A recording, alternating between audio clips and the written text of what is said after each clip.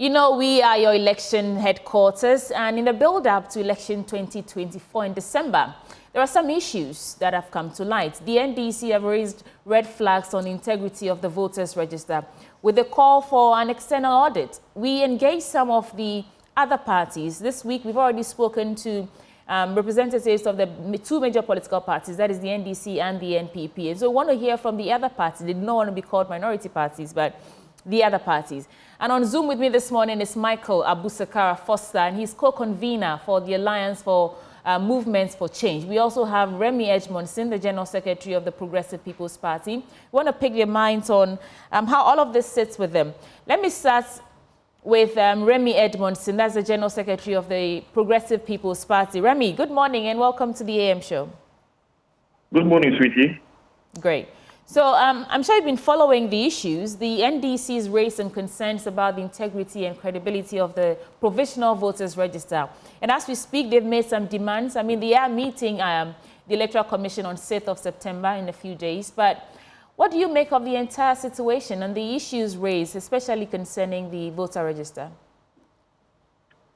All right. Thank you, sweetie. Yes, I think initially when the exercise, the exhibition exercise started, it appeared to be like it was the NDC that was making a case for this. But over time, this appears to be quite a situation that goes beyond just the NDC and concerns all of us. Remy, you have to speak up for me. Okay, sure. So for example, yesterday we had an independent candidate also make similar observation yesterday. Yesterday, the political parties met with the EC and then all the other candidates. The EC wanted us to come in and then select our date for filing. And a few of the independent candidates made the similar observations that when they went around the country, they had instances where people who were, signing their forms told them that, the voter ID polling station code, when they went to check during the exhibition site, their votes had been transferred to another polling station without their knowledge, which is quite a serious thing. I believe you recall a few days ago, one of the deputy commissioners, as they say, disclosed at a forum in Tamale that they had called to suspend one of their officers, district officers, because for engaging in such parties, transferring about 38 voters using their ID cards when the people themselves were not physically present as they should be. And also, again, they didn't have any knowledge of this. And so it is important that, yes, we support the call. It's quite important that we need more answers from the Electoral Commission. Right. You remember, we received, for us, the alternate political parties, we received our copies of the voter provisional registration database on the day the exercise was starting. I think the NDC got theirs a day before, and then we got ours that day. It took so long for the EC to prepare this data for us. I mean, they had kept postponing, though we had been asking previously. So, I mean, we all want a very transparent process. We all want to, we know there's a lot of work the EC has to do, and they're the organizing in charge, but at least we need them also to be very upfront and transparent with us. I mean, Remy, on the issue of the, making that register accessible to you, we had Dr. Bosman Asari here, and I think he made some remarks regarding how they're only dealing with registered parties, and until you've presented or until your candidate has filed, they really weren't sure if you make it or not. And so they were only dealing with those who were actually registered first, and then the others. But what I want to find out... Yes, that's what I'm talking about. I mean, but whatever it is, we all got it. We got it on the day. Most of us got on the day the exercise was starting, which was rather a bit late. Right. So the demands of the NDC, I mean, the face of the issues, the voters transfer and all that's come up, they're asking for an external audit to, thoroughly investigate this provisional voter register to ensure that all the issues there are resolved. And they're saying that this is non-negotiable. Are you backing this call? Yes, I would support that. Like I said, this is not just their call, but like I said, I mean, other people are indicating across the country that this is something that seems to be going on.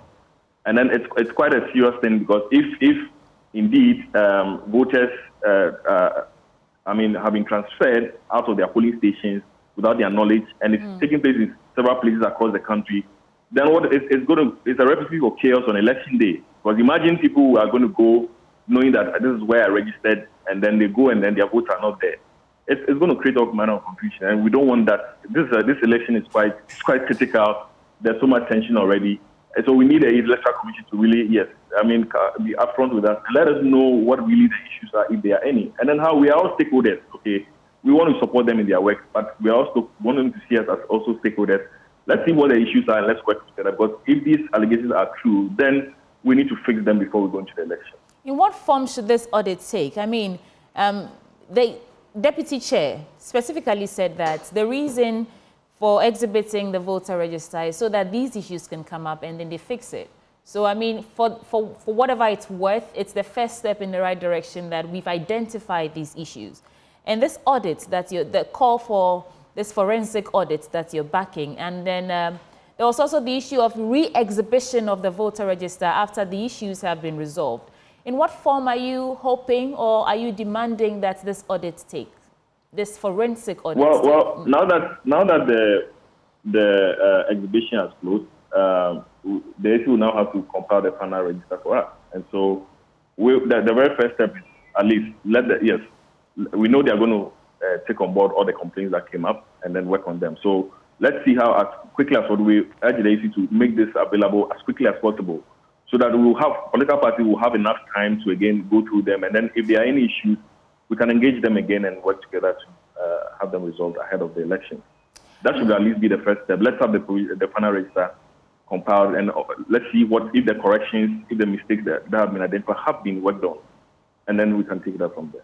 I mean, I don't know if we've had this conversation, but how are you preparing towards December 7 for the PPP? And how confident are you in the Electoral Commission to deliver free, fair, and credible elections in coming December elections?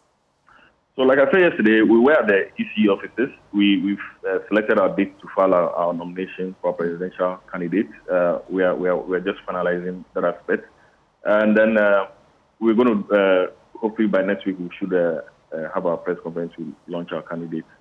And then campaign has already started anyway. So we are very sure that if the issues that have been identified, like I said, we are all willing stakeholders in this exercise. If the EC listens to us and resolve the issues that have been identified, we are very sure that we should have a free, fair election. But if these issues are not dealt with in a timeous manner, and then we go into this election and information doesn't come on time for us to be satisfied with the process, then unfortunately, we will not be able to have much confidence in the election that we're going to have. Thank you, Remy Edmondson. That's the General Secretary of the PPP. Thank you. Let me now speak to the co-convener for the Alliance for Movements for Change. That is Dr. Abu Sakara Foster. Thank you so much for joining us. So the issues, you were here, we had that conversation about the issues that have come up from the exhibition of the voter register. Now the NDC are making some demands too, specifically for a forensic audit into the provisional voter register and a re-exhibition of the register when the issues that were raised are resolved. First, are you backing this call?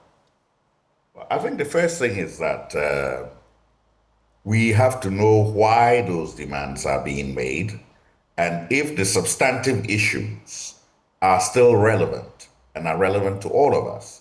I think that the satisfactory resolution of the substantive issues raised vis-a-vis the transfer of names, the supposed use of the BDVs even in neighboring countries to register people with similar names as in their north, and also, the assignation of certain names to a special file for which will be essentially missing people or dead people. Those are substantive issues that we must address. It's not a matter of whether NDC is asking about it or PPP is asking about it. Are those is that the level at which we want our Electoral Commission to operate at this stage? So we must raise the stakes. Now, in some of these issues, as I mentioned the other day, where matters of infractions involving electoral commissioners themselves are involved, you cannot then ask the EC itself to conduct an internal audit. It has to be done by a third party that is seen to be neutral, because all of these issues that are coming out are issues of a perception of bias.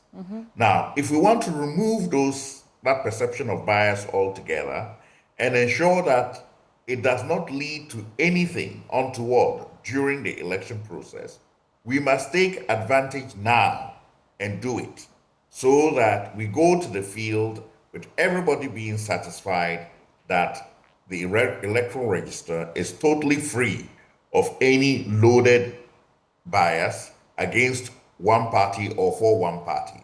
So that is what we are trying to achieve. And I think that it doesn't help it if we make it partisan issues. It should be us as a nation.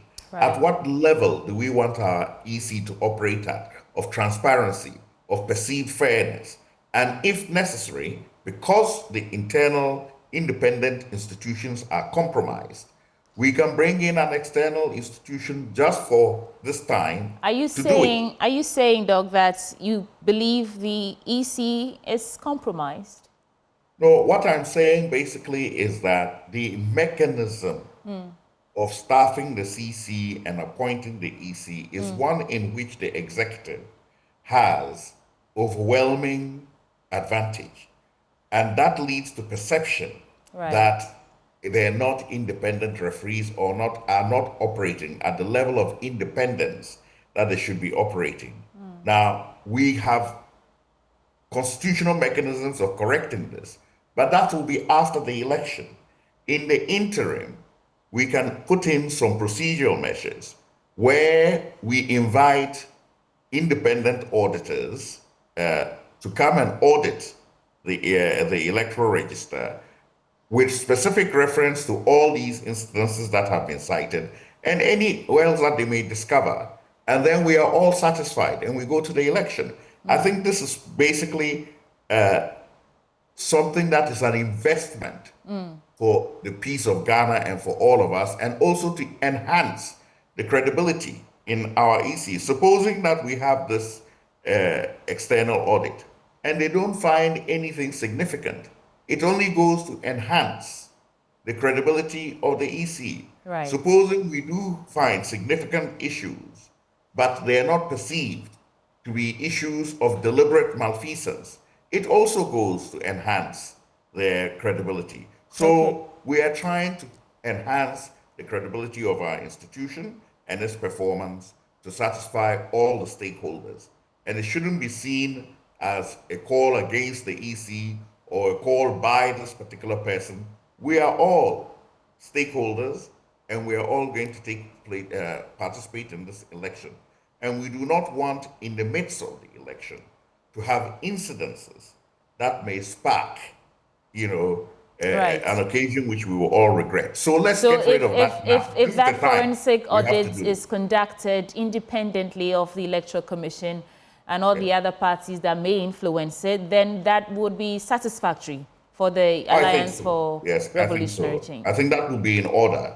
Because the consequences otherwise and the potential for incidences that could derail our election process and even lead to other incidences that we don't want are too high a price to pay compared to the cost of having this independent audit. Right. You mentioned that you were yet to pick up your register the last time you were here. Have you got a copy now? I think they have confirmed to me that they have a copy. Yes. Okay. Yes. Thank you so much, Dr. Abu Sakara, and he's co-convener for the Alliance for Revolutionary Change. Thank you for joining us for breakfast. You are welcome. Thank you. Right. So it appears not just the political parties, but citizens are also asking that the EC conduct this audit. And I know they are set to meet some of the political parties, I think specifically the NDC, on the 6th of September. So we'll bring you details and updates on how that goes in the build-up to election 2024. There's still a lot coming your way. Don't go away.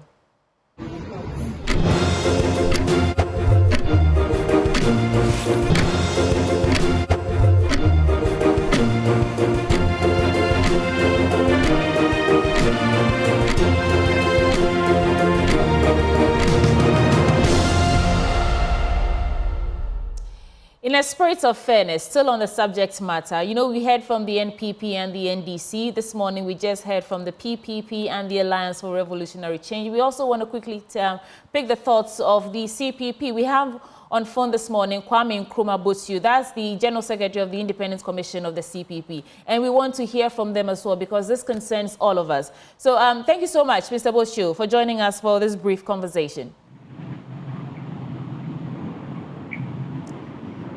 Mr. Bosio, are you with us? Yes, good morning. Great. Good morning. Sorry, the line is a bit faint. Don't worry.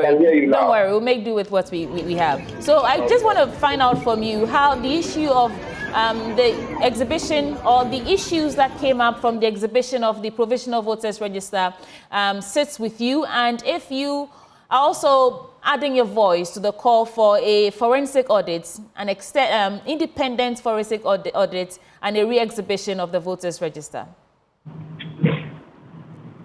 I would start by saying that we have full confidence in the EC so far.